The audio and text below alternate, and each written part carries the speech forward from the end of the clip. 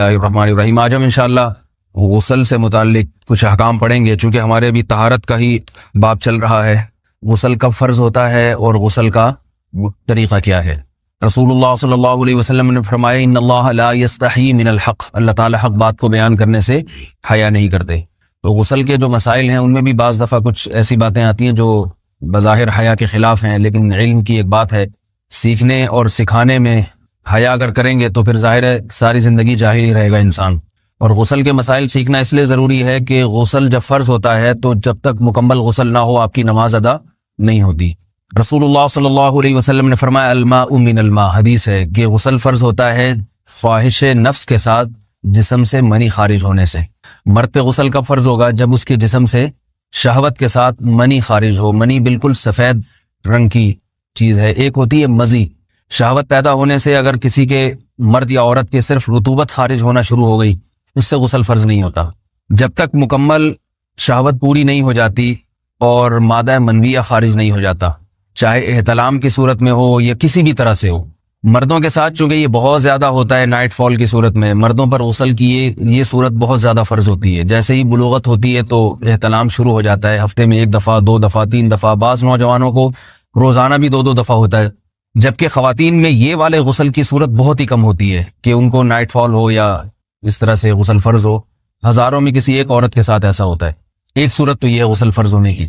دوسری صورت کیا ہے کہ جب انسان اپنی زوجہ کے ساتھ ملاپ کرے اور انٹرکورس ہو جائے، چاہے اس صورت میں ڈسچارج دونوں میں سے کوئی ہو یا نہ ہو، لیکن دونوں پہ غسل فرض ہو جائے گا، مرد پہ بھی اور عورت پہ بھی۔ یہ تو مردوں کے غسل کے فرض ہونے کا ہے۔ مردوں کے غسل میں ایک چیز یہ بھی ہے کہ اگر آپ نے رات کو نیند کی اور صبح آپ اٹھے اور آپ نے کپڑوں پہ نشان دیکھا، اب آپ کو یہ پتہ نہیں چل رہا کہ یہ منی کا نشان ہے یا مزی کا ہے، تو بھی آپ پر غسل کرنا فرض ہے۔ یہی سمجھا جائے گا کہ یہ آپ خواب میں ڈسچارج ہوئے ہیں۔ عورت پر جو غسل فرض ہوتا ہے ایک اور صورت میں ہوتا ہے کہ جب خواتین کو ایام آنا بند ہو جاتے ہیں، حیض یا نفاس سے جب پاک ہو جائیں، تو بھی ان پہ غسل فرض ہے۔ یہ تو غسل کی فرضیت سے متعلق احکام تھے۔ کچھ چیزیں ایسی ہیں جن میں غسل سنت ہے، فرض نہیں ہے۔ جمعہ کے دن غسل کرنا رسول اللہ صلی اللہ علیہ وسلم نے بہت زیادہ تاکید کی ہے۔ سنت کی 2 قسمیں ہیں، سنت مؤکدہ اور سنت غیر مؤکدہ۔ مؤکدہ وہ ہوتی ہیں کہ جن کو چھوڑنے کا اگر کوئی معمول بنا لے تو گناہ کا خطرہ ہے، اور ایسا شخص قابل ملامت ہے، اسے شریعت ملامت کرتی ہے، برا بھلا کہتی ہے۔ تو غسل سنت مؤکدہ ہے ہفتے میں 1 مرتبہ، چاہے جمعے کے دن ہو یا کسی بھی دن ہو۔ جو مسلمان ہفتے میں 1 دفعہ بھی نہیں نہاتا، وہ کتنا ہی نیٹ کلین ہو، مگر شریعت کی نظر میں وہ قابل ملامت ہے، اسے تانے دینے چاہیے کہ شرم نہیں آتی ہو مسلمان مگر رہتے ہو بھنگیوں اور چماروں کی طرح۔ ملامت تو اسی کو کہتے ہیں نا۔ اس کی دلیل رسول اللہ صلی اللہ علیہ وسلم نے فرمایا، صحیح حدیث ہے، حق علی کل مسلم ان یغتسل کل اسبوع مرۃ، کہ ہر مسلمان پر لازم ہے کہ وہ ہفتے میں کم از کم 1 مرتبہ غسل کرے۔ ہر مسلمان پر لازم ہے، چاہے اس پہ غسل فرض نہ بھی ہو۔ اور کس دن بہتر ہے؟ جمعہ کے دن۔ نبی صلی اللہ علیہ وسلم نے حکم دیا ہے کہ جمعے کے دن غسل کیا جائے۔ امام احمد ابن حنبل کا مذہب یہ ہے کہ جمعے کے دن غسل کرنا واجب ہے، صرف سنت نہیں ہے بلکہ واجب ہے، لیکن جمہور کا مذہب یہ ہے کہ سنت عمل ہے۔ غیر مسلم جب اسلام قبول کرتا ہے تو اس وقت بھی اس کے لیے غسل کرنا سنت ہے۔ جب ہم مردے کو نہلاتے ہیں تو جو مردے کو نہلائے اس کے لیے بھی خود غسل کرنا افضل ہے، سنت عمل ہے۔ عید کے دن غسل کرنا سنت عمل ہے۔ تو یہ وہ تمام مواقع ہیں جن میں غسل کرنا رسول اللہ صلی اللہ علیہ وسلم کی سنت ہے۔ غسل کا طریقہ کیا ہے؟ غسل میں 3 چیزیں فرض ہیں، منہ بھر کے قلی کرنا، ناک میں پانی ڈالنا کہ ناک کی جو نرم جگہ ہے یہ اچھی طرح تر ہو جائے، اور پورے جسم پہ 1 مرتبہ پانی بہا دینا کہ جسم میں بال کے برابر جگہ بھی خشک نہ رہے۔ یہ تو ہے فرض، یعنی یہ کام کسی نے کسی بھی طرح سے کر لیا تو غسل ادا ہو جائے گا، چاہے اس کی نیت غسل کی تھی یا نہیں تھی۔ کوئی آدمی چلتا ہوا جا رہا ہے، پھسل کے تالاب میں گر گیا، پورے غوطے کھا کے باہر نکلا، قلی کر لے اور ناک میں پانی ڈال لے تو غسل اس کا ادا ہو جائے گا۔ البتہ چونکہ نیت نہیں تھی لہذا غسل کا ثواب نہیں ملے گا، ثواب نیت کے بغیر نہیں ملتا انسان۔ دلائل اس کے الگ موضوع ہے کہ اس کی دلیل کیا ہے کہ بغیر نیت کے بھی غسل ہو جاتا ہے، لیکن میں نے بتایا دلائل کا سیشن نہیں ہے، اس میں پھر بات لمبی ہو جائے گی۔ تو یہ تو ہے فرض، پورے جسم پہ پانی بہانا، کلی اور ناک میں پانی۔ سنت طریقہ کیا ہے؟ رسول اللہ صلی اللہ علیہ وسلم غسل کیسے کرتے تھے؟ سنت طریقہ جس پہ جو اختیار کرنا چاہیے، وہ طریقہ یہ ہے کہ جب آپ غسل کے لیے بیٹھیں تو سب سے پہلے وہ جگہ دھوئیں جہاں نجاست اور ناپاکی لگی ہوئی ہے. نائٹ فال ہوا, کسی کو احتلام ہوا, تو جہاں جہاں گندگی لگی ہے پہلے اس جگہ کو دھوئیں. استنجا کریں, شرمگاہ کو دھوئیں اچھی طرح. سمجھ رہے ہیں بات کو؟ اس کے بعد ہاتھ دھوئیں اور مکمل وضو کریں جیسے ہم عام حالات میں وضو کرتے ہیں. مکمل وضو کرنے کے بعد دائیں کندھے پہ پانی ڈالا, لیفٹ سائڈ پہ پانی ڈالا. پہلے زمانے میں تو چلو سے غسل ہوتا تھا, ہاتھ دھو لیے تو اب چلو سے پانی لے کے یہاں ڈالا جا رہا ہے, چلو سے پانی لے کے یہاں ڈالا جا رہا ہے, پورے جسم پہ ملا جا رہا ہے, اور چلو سے پانی لے کے 3 دفعہ سر پہ ڈالا جا رہا ہے. تو آج کل چلو ولو تو ہے نہیں, شاور کے نیچے جا کے کھڑے ہو جاتے ہیں. تو اس میں یہ کہ شاور کھولے اس میں کھڑے ہو جائیں, سارے چلو اس میں خود بخود ہی ہو جائیں گے, پورے جسم پہ پانی بہ جائے گا.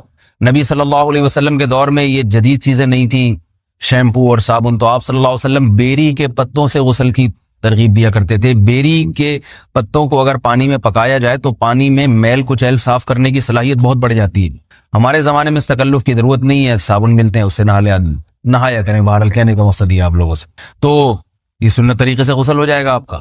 سمجھ رہے ہیں بات کو؟ سب سے پہلے استنجا کیا, اس کے بعد وضو کر لیا, اس کے بعد غسل کر لیا.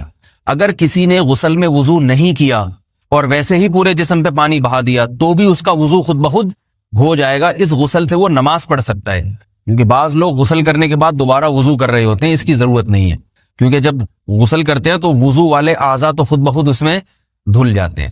یہ ہے غسل کا طریقہ. وضو کیسے ٹوٹتا ہے؟ جن چیزوں سے غسل فرض ہوتا ہے ان چیزوں سے وضو تو بہرحال ٹوٹتا ہی ہے. اس کے علاوہ بھی وضو ٹوٹتا ہے. اس سے پچھلے لیکچر میں نے کچھ تفصیل بتائی تھی کہ نجاست جسم سے کہیں سے بھی خارج ہو جائے یا نجاست نکل کے بہہ پڑے. اگر قضائے حاجت کی جگہوں سے نجاست خارج ہوئی ہے تو نظر بھی آ جائے وضو ٹوٹ جائے گا, اور قضائے حاجت کے علاوہ جگہوں سے اگر نجاست خارج ہوئی ہے, خون وغیرہ ہے جیسے, تو جب تک نکل کے بہے گا نہیں تو اس وقت تک وضو نہیں ٹوٹے گا. سمجھ رہے ہیں بات کو؟ وضو کا طریقہ کیا ہے؟ سب سے پہلے دونوں ہاتھوں کو دھویا جائے, 3 دفعہ کلی کی جائے, مسواک کی جائے, 3 دفعہ ناک میں پانی ڈالا جائے. پھر پورے چہرے کو, پیشانی یہ جو ہے جہاں سے پیشانی ہماری شروع ہو رہی ہے اور تھوڑی کے نیچے تھوڑی جہاں ختم ہو رہی ہے, اور ایک کان کی لو سے دوسرے کان کی لو تک 4 اعضاء ہیں وضو میں دھونا فرض ہیں. 1 چہرہ, نمبر 2 بازو, نمبر 3 سر کا مسا, چوتھائی سر, اور نمبر 4 پاؤں کو دھونا. اس کی دلیل قرآن مجید کی مشہور آیت ہے فَاغْسِلُوا وُجُوهَكُمْ وَأَيْدِيَكُمْ إِلَى الْمَرَافِقِ. اللہ فرماتے ہیں ایمان والو, جب نماز کا ارادہ ہو تو اپنے چہروں کو اور اپنے ہاتھوں کو دھو, سر کا مسا کرو اور پاؤں کو ٹخنوں سمیت دھونے کا حکم ہے قرآن مجید میں. البتہ سر کے بارے میں یہ نہیں ہے پورے سر کا مسا کرو, بلکہ آ رہا ہے وَامْسَحُوا بِرُؤُوسِكُمْ. با کا لفظ ہے, با آتی ہے تبعیض کے لیے کہ سر کے بعض حصے کا مسا. اب بعض حصے کا قرآن حدیث میں کہیں تذکرہ نہیں ہے, تو اس میں فقہاء کرام کے اجتہادات ہیں. امام شافعی فرماتے ہیں تھوڑا سا بھی ٹچ کر لیا سر کو ہو جائے گا. امام ابو حنیفہ فرماتے ہیں نہیں, کم از کم 1/4 کا ہونا ضروری ہے. سب کے اپنے اپنے دلائل ہیں, ان دلائل میں نہیں جاتا.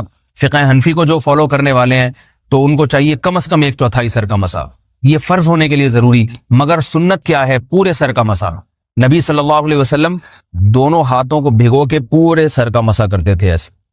سمجھ رہے بات کو؟ اور مسا کے جو یہ ٹیکنیکل طریقے ہیں کہ آپ یوں پہلے انگلی بنائیں, پھر یوں لے کر جائیں, پھر یوں گھما کے لائیں, پھر یوں, یہ ٹیکنیکل طریقے حدیث سے ثابت نہیں.